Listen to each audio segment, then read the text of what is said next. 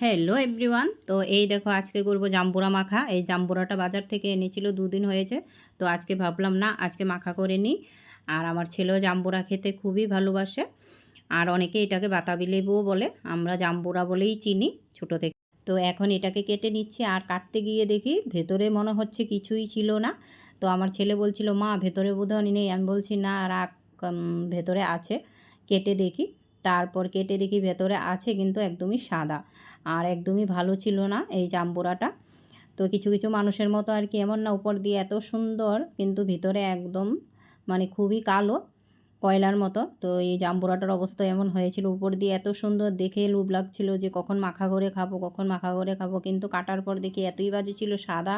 তারপর কোনো রস ছিল না, এত শক্ত, খেতে খুবই বাজে ছিল।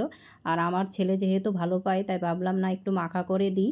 তো অল্প একটু নিয়ে ওকে মাখা করে দিয়েছি, আর আমি একটু মুখে দিয়ে টেস্ট করছিলাম। এত বাজে ছিল যে আমি খাইনি, ওই খেয়েছে আর বাকিটা ফেলে দিয়েছি।